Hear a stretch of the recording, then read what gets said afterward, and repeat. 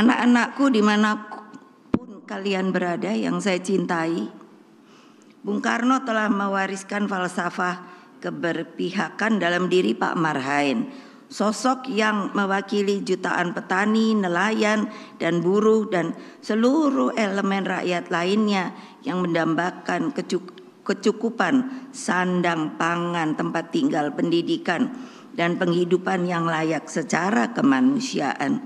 Inilah warisan dan tugas terpenting politik kita.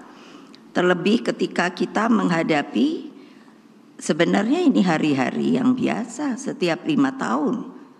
Tapi ternyata saya sering berbicara pada diri saya, kok pemilu ini sepertinya kok selalu dijadikan ajang. Padahal regulasinya itu sudah mantap, sudah ngerti siapa yang mesti coblos gitu. Pemilu adalah alat bagi rakyat Indonesia untuk menyampaikan seluruh aspirasi politiknya. Dalam proses ini, terhadap siapapun yang akan menjadi pemimpin ke depan, haruslah dipertimbangkan dengan matang. Rakyat Indonesia yang saya cintai, ini saya bicara sebagai Presiden kelima Republik Indonesia. Jangan tergiur. Jangan hanya melihat sosoknya, tetapi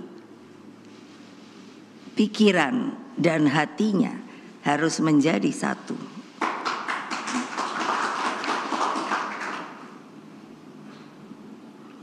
Cermati rekam jejaknya, moral dan etikanya, tanggung jawabnya, dan kemampuan memahami harapan lebih dari 270 juta rakyat Indonesia.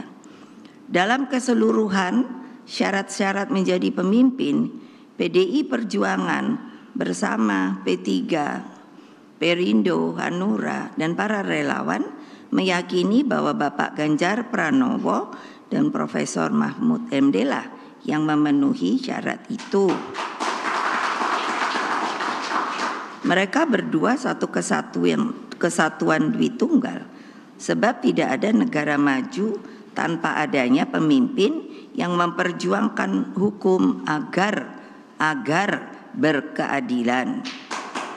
Tidak ada negara maju tanpa kepemimpinan yang manunggal dengan rakyat.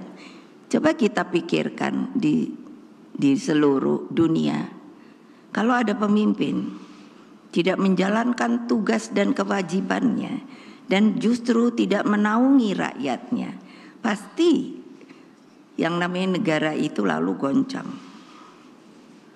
Itu bukannya apa, lihat saja sendiri, banyak negara yang seperti itu.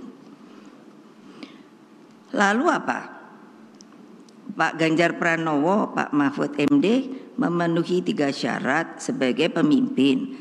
Saya sebagai ketua umum partai, karena rule of the games dari pemilu itu kan partai yang harus memilih calon. Nah, ini kebetulan calon ada 3, dan saya ditugasi oleh Kongres Partai sebagai ketua umum untuk memilih nanti calonnya. Nah, saya selalu lihat mana yang bagus ya. Oh ini, lihat lagi. Sampai saya kontemplasi, sampai saya bicara sama bapak saya. Terus saya tanya, lihat. Nah, akhirnya tentu harus ada keputusan. Jadi bukannya asal, oh kamu jadi pemimpin. Bagaimana nanti akan menaungi rakyat? Kalau saya bilang pemimpin itu adalah payung yang mengayomi seluruh rakyat Indonesia tanpa kecuali. Tolong diingat, di dalam Undang-Undang Dasar kita disebutkan bahwa setiap warga negara mempunyai hak yang sama di mata hukum. Ingat, tuh wartawan, ingat. Nah apa? Jadi dengan saya pilih Pak Ganjar Pranowo dan Pak Mahfud MD memenuhi 3 syarat sebagai pemimpin tersebut. Pertama, mereka saya lihat energik. Energi dan stamina sangat diperlukan. Memimpin sebuah negara kepulauan terbesar di dunia. Waktu PDI, karena saya ditekan, ketika saya ingin membuat struktur itu menjadi tidak mengambang, karena hanya pada waktu itu hanya tingkat DPC. DPC itu hanya kabupaten, padahal di bawahnya ini seperti dibiarkan untuk namanya rakyat itu mengambang. Saya tanya kepada Mendagri, boleh apa tidak? Dilarang apa tidak? Tidak. Saya keliling Republik Indonesia ini bukannya hanya di kota-kota lalu diterima dengan gemerlap dan lain sebagainya. Saya bertemu akar rumput, saya duduk di bawah dengan mereka. Saya dengarkan cerita dan kesedihannya. Saya tahu sehingga adatnya. Orang Jawa, saya ngomong Jawa, orang Sumatera kebetulan dari keluarga ibu saya itu bahasa Sumatera. Jadi kalau tidak bisa keliling republik yang begini besar, lautan kita itu lebih besar dari kepulauannya. Banyak orang sepertinya masih berpikir kita ini benua. No. The biggest archipelago in the world. Mestinya bangga. Satu-satunya.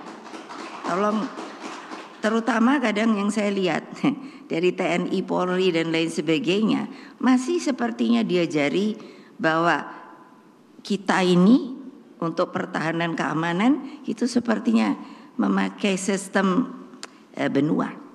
Lalu saya pikir ini bagaimana ya membenarkannya?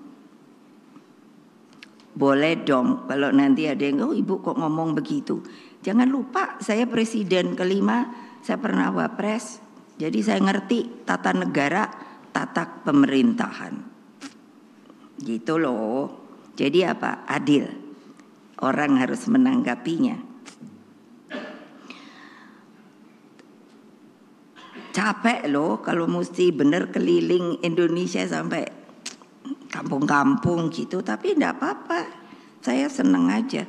Kedua itu beliau cerdas. Lah Pak Ganjar itu kan kader, jadi udah saya liatin. Semua kader saya nih saya liatin kok untuk kaderisasi. Memang harus gitu. Ada yang mengatakan katanya kenapa kok disebut kader, ya emang kader, itu persoalan saya. PDI Perjuangan, saya enggak tahu lain partai.